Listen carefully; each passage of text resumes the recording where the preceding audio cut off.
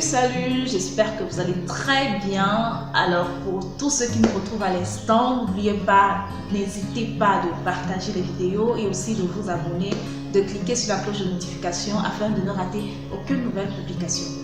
Alors aujourd'hui, on va parler des déchirures périnéales. Le nom périnéal vient du mot périnée. Le périnée, c'est un muscle, c'est la partie qui sépare le vagin de l'anus et c'est cette partie qui se déchire généralement pendant l'accouchement. Alors pourquoi il peut avoir déchirure pendant l'accouchement? Déjà parce que le passage qui est le vagin, malgré son extension, est petit par rapport au passager qui est le fœtus, qui est le bébé à naître. C'est un peu comme un habit qui nous sert, mais on s'efforce à le porter, il peut finir par craquer. C'est un peu ça le processus. Qui sont responsables des déchirures? Oui, parce qu'il y en a. On compte deux personnes. Il y a le personnel soignant, le personnel qui pratique l'accouchement et la parturiente. C'est cette femme qui est en travail, celle-là qui est sur la table d'accouchement en train de donner naissance à son bébé. Pourquoi est-ce que on renvoie le tort au personnel soignant? Déjà parce qu'il doit pouvoir évaluer le risque et prévenir cela, prévenir la déchirure. À travers certaines mesures, on peut remarquer que, ou bien on peut tirer la conclusion que ce bébé est plus gros, et aussi au travers du toucher vaginal. Lors de la poussée, on peut se rendre compte que le vagin est déjà serré, la voie est restreinte, ça s'est déjà étiré autant que ça peut, c'est le maximum, donc rien à faire. Ici, si elle continue de pousser, elle peut se déchirer. Et il faut donc agir sur cela pour prévenir les déchirures là. Pourquoi on renvoie le tort à la femme? Déjà parce que il y a certaines femmes qui nous font tout un cinéma dans les salles d'accouchement. Pendant la poussée, elles se lèvent carrément ou alors elles ne poussent pas quand il faut, comme il faut. Elle fait tout ce qu'elle veut, mais rien de ce que la sage-femme lui demande de faire. Alors, les déchirures, ça se prévient, on peut les prévenir. On peut éviter les déchirures dans la salle d'accouchement. Déjà, au niveau de la femme, au niveau de la parturiente, pendant la grossesse, elle doit entretenir des rapports sexuels. C'est très important, les rapports sexuels pendant la grossesse. Parce que le vagin, c'est un muscle, ça peut s'élargir comme se rétrécir et ça prend la forme de ce qui entre et ce qui sort. Je nomme le pénis par exemple. Ça prend la forme de ce pénis. Donc, lorsqu'elle n'entretient pas les rapports, ça tend à se rétrécir. Et imaginez-vous, c'est tout un bébé qui doit passer par là. Donc, c'est pas chose évidente. Pas pour dire que celles-là qui n'entretiennent pas les rapports auront forcément des déchirures pendant l'accouchement, non. Mais c'est un moyen de prévention des déchirures pendant l'accouchement. Et aussi, sur la table, lors de l'accouchement, sur la table d'accouchement, vous devez écouter les conseils de la sage-femme parce qu'il y a une façon de pousser, il y a une façon de respirer. Par exemple, lorsque la femme est couchée sur la table d'accouchement, nous lui apprenons déjà à pousser, à respirer. Ok, on va faire un petit exemple. Donc, ma chérie, voilà déjà venu le moment de l'accouchement, voilà ton bébé qui est déjà à la vulve, donc tu dois écouter ce que je te dis, je vais t'apprendre à pousser, je vais t'apprendre comment ça s'effectue. Alors, on ne pousse que lorsqu'il y a la douleur. Quand il n'y a pas la douleur, on ne pousse pas.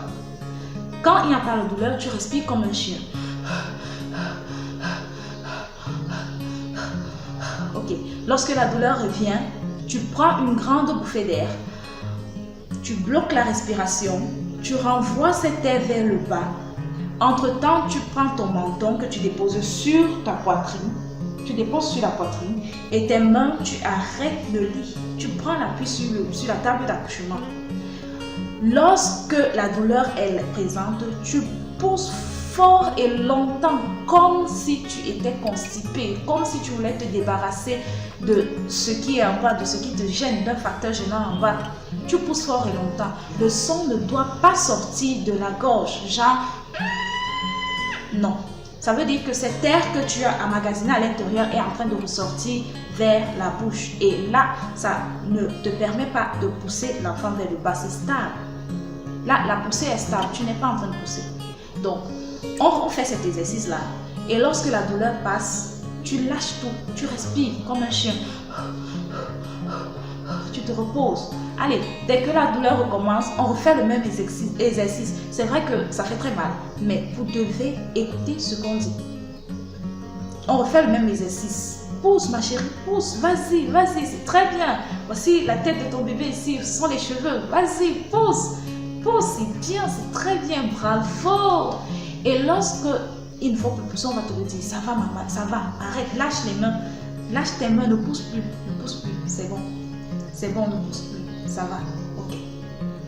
Et là, c'est au personnel soignant de faire maintenant la manœuvre, d'entrer en jeu, tout en protégeant le périnée et aussi en exerçant une traction de la tête vers le bas pour éviter toutes les déchirures. Lorsque nous avons affaire à un vagin vraiment serré, on va prévenir la déchirure grâce à une épisiotomie. L'épisiotomie, c'est une incision du périnée. L'épisiotomie, c'est une incision du périnée pour pouvoir élargir la voie. C'est différent de la déchirure. Donc, le personnel doit pouvoir être capable de savoir qu'à ce niveau, c'est déjà trop tendu. Rien à faire. Si on n'agit pas, il y aura une déchirure et là, forcément, on va faire une épisiotomie. Donc, dès que la tête de l'enfant sort, là on peut dire à la maman, ça va, ne pousse plus, parce que là, des fois, ils ont une très grande envie de pousser. On leur demande, même si vous avez une envie de pousser, ne pousse plus.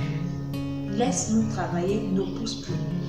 Et là, on effectue notre accouchement et tout le monde sort gagnant-gagnant. Vous sortez sans traumatisme dû aux déchirures et aux sutures et nous, sans le traumatisme du mal de dos, parce que suturer, ça fait mal au dos.